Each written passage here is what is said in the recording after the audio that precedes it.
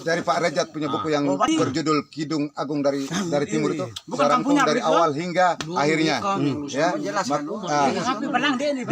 Maka saya merangkumkan semua itu menjadi sebuah cerita yang berjudul Menghilang Sejarah, Mengukir Kenangan.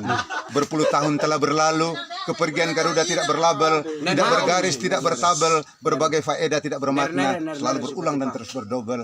Aku ini manusia kecil, lahir di hutan, besar di kampung, pendidikan di desa, bekerja di kota. Sepanjang hidupku siap berkorban demi sesama, tidak ku kenal beban. Perjalanan hidupku penuh cobaan, yang baik dan buruk tidak kusangka, yang susah dan senang itu barang biasa, yang lahir dan batin cukup terasa, sehingga aku menjadi manusia dewasa. Dewasa hidupku berada di kota, pekerjaan yang aneh tetapi nyata. Kota kenangan ibu kota Jakarta, kota idaman Lampung Permai, kota kebanggaan Bogor yang nyaman, Tirosa Kupang kota kesayangan, Kalabahi Alor kota kemenangan, Laran Tukarenya kota ketenangan, daerah Lembata kota kedamaian. Bertahun-tahun ku rela menderita, selalu dipaksa meskipun tersiksa, seperti penjara yang tidak diperiksa.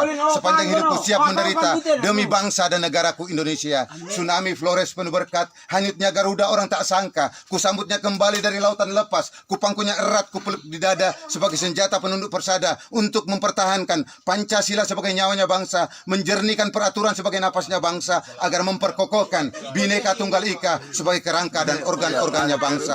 Budaya boleh berbeda-beda sesuai suku-suku dan bangsa-bangsanya, agama akan bertingkat-tingkat sesuai masa kehadirannya, namun Pancasila tetap bulat utuh mencakupi seluruh Indonesia ibarat garis khatulistiwa. Marilah kita jadikan Pancasila itu sebagai bumi kita berpijak, dan agama itu sebagai rumah tempat kita tinggal, dan budayanya itu sebagai arsitek atau lambang-lambang daripada rumah-rumah yang kelak akan kita huni. Kini sudah saatnya aku harus berbicara. Apapun bentuknya aku mau diperiksa. Siapapun orangnya aku harus bertanya. Kepada yang berwajib ataupun yang berkuasa.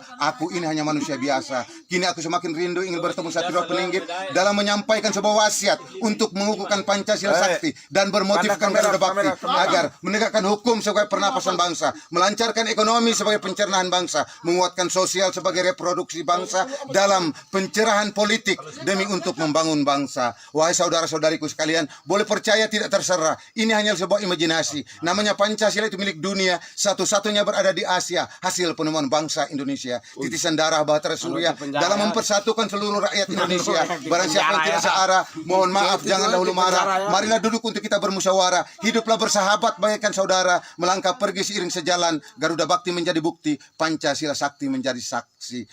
Akhir kata, paya Rian Raya, nimun roho natan kare kalau ngawang pare, obi sorong harak nateng, naku bale wati daten.